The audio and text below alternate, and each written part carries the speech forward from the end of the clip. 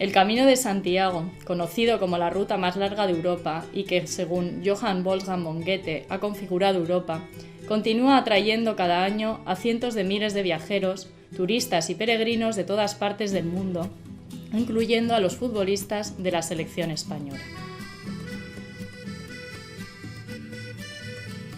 Lo que es el Camino de Santiago podrá ser experimentado por estudiantes de 6 países: España, Polonia, Italia, Estonia, Francia y Dinamarca, que forman parte del proyecto Comenius, el Camino de Santiago, itinerario cultural europeo. Tras una corta bienvenida, un autobús nos trasladó de Madrid a Astorga, una ciudad con edificios destacados: Palacio Episcopal de Gaudí, Museo del Peregrino y albergues de peregrinos. Uno de ellos, Siervas de María, con una estatua de un peregrino medieval delante. El alojamiento compartido y sencillo y el silencio absoluto de la noche fueron una experiencia impactante para algunos de nosotros. Tras haber dejado atrás nuestros hogares, tuvimos que afrontar solos nuestra debilidad, añoranza de casa y esfuerzo físico.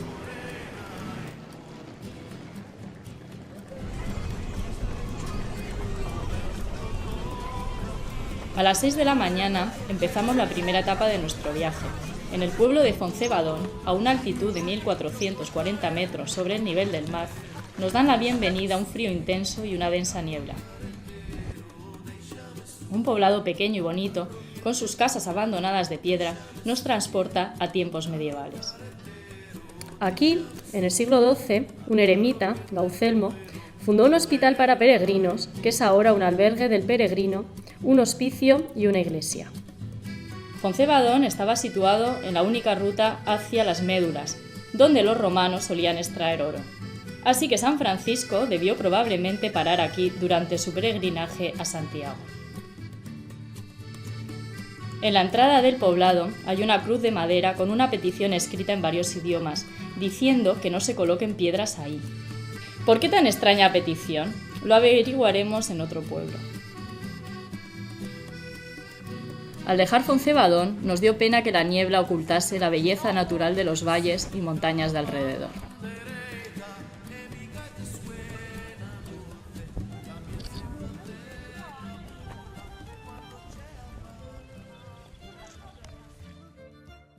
Quizás la respuesta vendría si viajásemos a épocas medievales para sentir el placer del franciscano con la belleza de la naturaleza, rechazando los bienes personales a favor de la ascética y la alegría de las pequeñas cosas que creamos. El mundo de Internet y la abundancia han privado nuestros sentidos de experimentar el mundo real y nos han centrado en el virtual. La prisa por el bienestar en la era del consumo y las ventas han creado un hombre ambicioso, orientado hacia el dinero y la moda. Pero la simplicidad del camino nos permite recuperar las relaciones correctas entre las personas y nos fuerza a reflexiones sobre qué debería ser realmente importante en la vida, las posesiones o el desarrollo espiritual, la autocomplacencia o las necesidades de los otros. A 2 kilómetros, subiendo unas colinas, encontramos la Cruz de Ferro, un poste de roble de 5 metros de alto con una cruz de hierro arriba, de donde viene su nombre y que se ha convertido en uno de los símbolos del camino. Siguiendo la tradición, peregrinos de todo el mundo dejan piedras aquí que han traído de sus países. El montón de piedras simboliza el dualismo del mundo.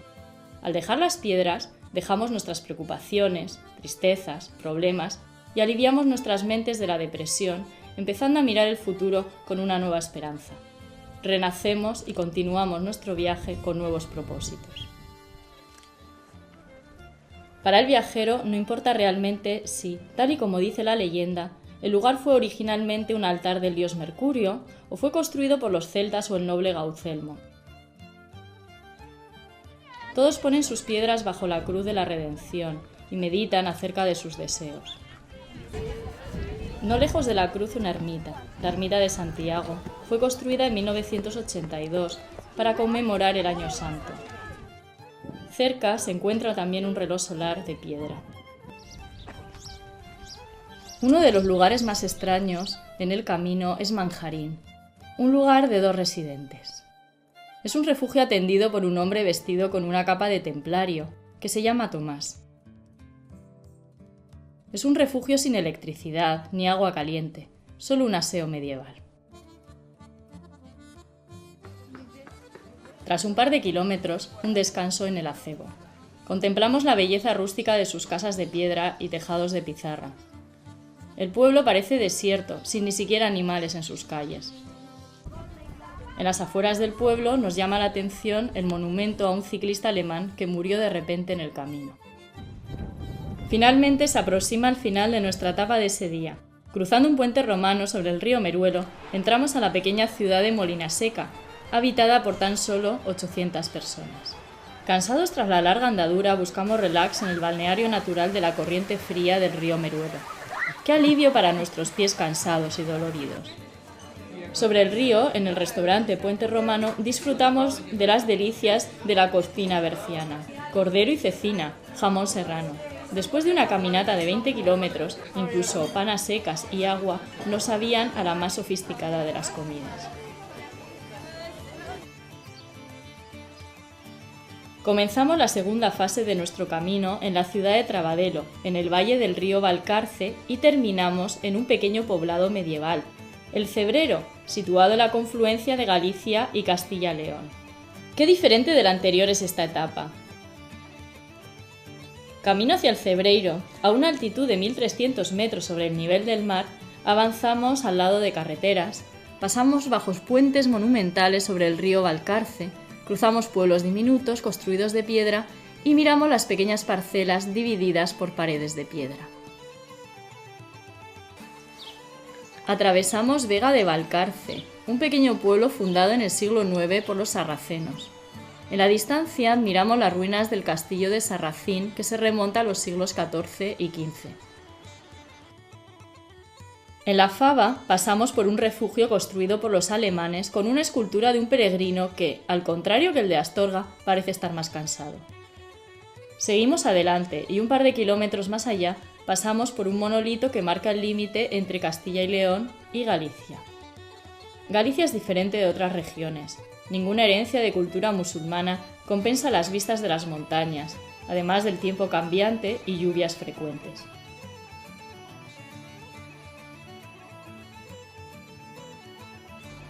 Conforme nos aproximamos al final de la segunda etapa de nuestro viaje, el pequeño pueblo de O Cebreiro, vamos quedándonos más y más sorprendidos. Un par de edificios payoza, moradas redondas de piedra con techo de paja y música celta, nos recuerda a los tiempos antiguos, cuando los celtas vivían de hecho en la región. La tienda de recuerdos vende principalmente brujas, druidas y demonios. Para sentir el ambiente celta, uno podría simplemente sentarse a la sombra de la casa payoza, tomarse un café y saborear la tarta de Santiago, el pastel del peregrino. El misterioso poblado es rico en historia. La iglesia de Santa María la Real de O Cebreiro es conocida por el milagro eucarístico reconocido por el Vaticano.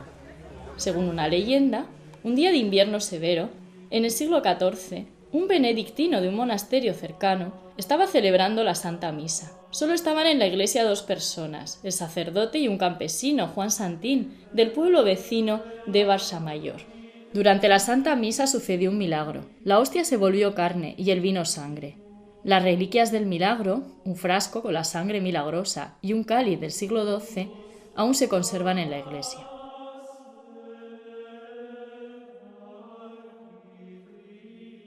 El borde del cáliz tiene una inscripción latina: Hoc sacratu quocuntis vita parabatur, vida eterna para todos. Y en la base están las palabras latinas: In nomine nostri Christi et Beate Maria Virgine, en el nombre de nuestro Señor Cristo y de la Sagrada Virgen María. Y así el cáliz del milagro pasó a ser conocido con el nombre del Grial gallego. Por la tarde vamos al famoso monasterio situado en Samos sobre el río Oribio. El monasterio es una mezcla de estilos: gótico, renacimiento y barroco. Un auténtico tesoro de arquitectura monástica. El segundo piso alberga los murales de Enrique Navarro, que muestran la historia del monasterio y la vida de su patrón, San Benedicto. El pintor puso a los personajes históricos las caras de los famosos de su tiempo.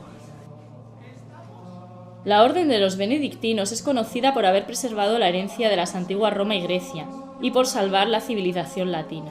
¿Cómo fue posible esto?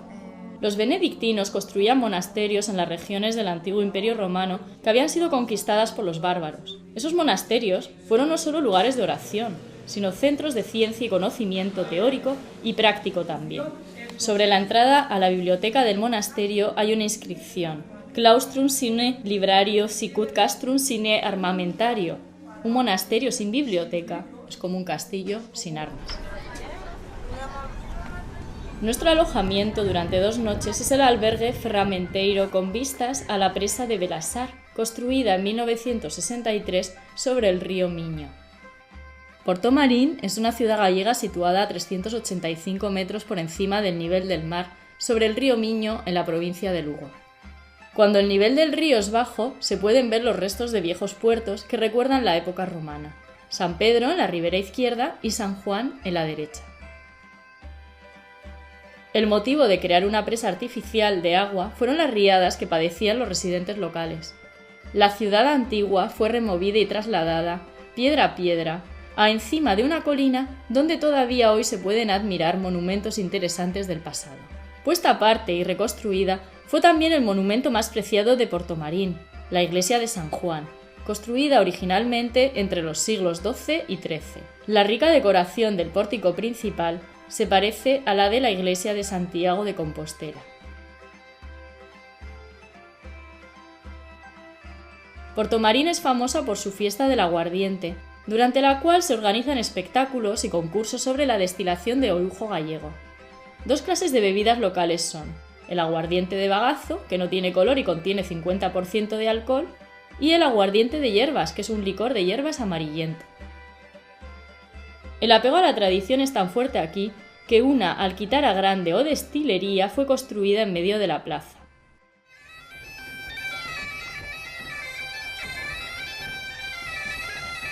Después de la cena, nos invitaron a un concierto de música gallega organizado especialmente para nosotros en la plaza central de Portomarín. Esta región estuvo habitada por pueblos celtas, por lo que es común ver souvenirs celtas. La música gallega tiene también profundas influencias celtas e irlandesas, con un sonido distintivo de gaitas gallegas. Un hecho interesante es que hay 3 Galicias en Europa: una en Polonia, una en Turquía y otra en España. Hemos experimentado lo cambiante que puede llegar a ser el tiempo en Galicia durante esta tercera etapa de nuestro viaje, mientras hacíamos los 20 kilómetros de Sarria a Portomarín. Los últimos kilómetros anduvimos bajo una lluvia intensa. Afortunadamente, el albergue de peregrinos nos proporcionó ropas especiales y secadores de zapatos. Caminamos a través de colinas gallegas, pueblos diminutos e iglesias pintorescas. Cada pedazo de tierra es preciado aquí y se utiliza para la agricultura. La tradición dice que se deben enterrar a los muertos muy cerca de una iglesia, y al no quedar mucho espacio en algunos cementerios, los nichos se edifican en vertical. Nuestra cuarta etapa del viaje en Galicia comienza en Vilar de Donas. En una pequeña iglesia románica de una nave de principios del siglo XIII, la llamada Iglesia de San Salvador. Situada lejos de la carretera principal, atrae a la gente por su apariencia antigua y vegetación silvestre cubriendo la valla que la rodea. El tiempo parece detenerse aquí.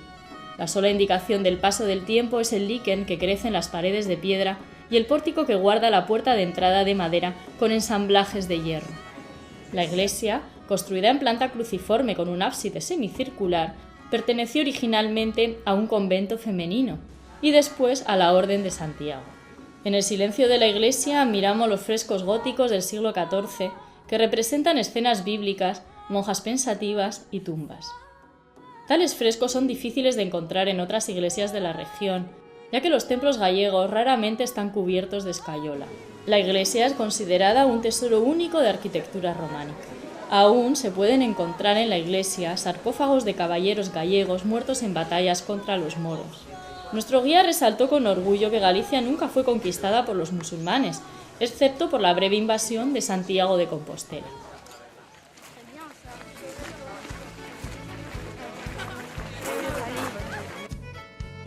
Es casi hora de cenar, así que visitamos la famosa pulpería Ezequiel, en la ciudad de Melide, en donde probamos quizás el mejor manjar europeo, el pulpo gallego.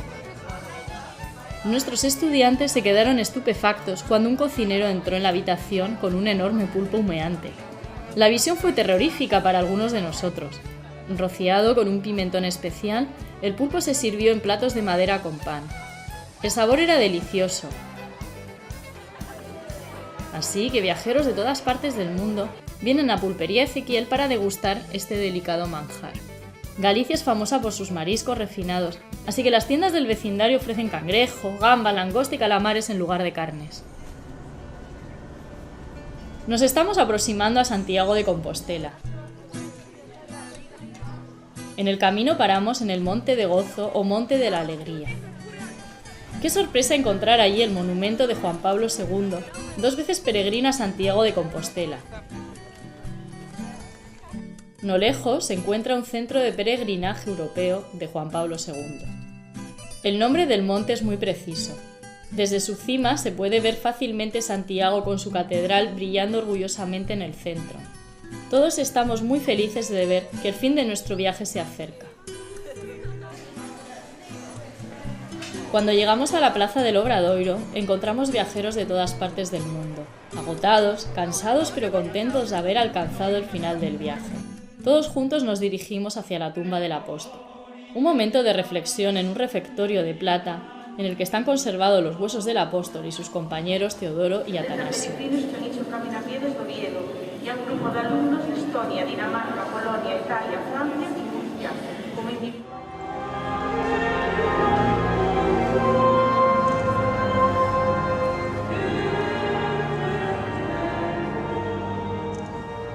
Tantos viajeros y peregrinos presentes, tantos son los pensamientos e intenciones privadas susurradas cerca de la tumba para cambiar su vida o agradecer algo importante.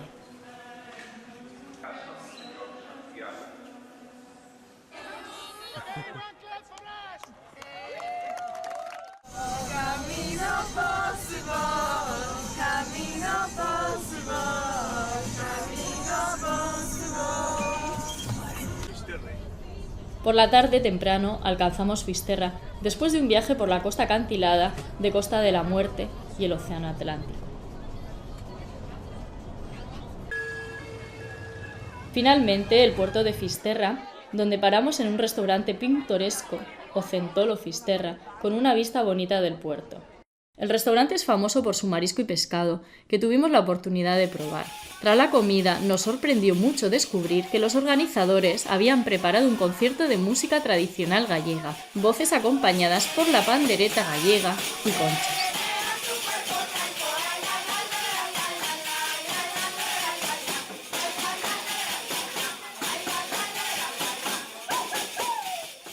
La ciudad de Fisterra es también conocida por sus monumentos característicos.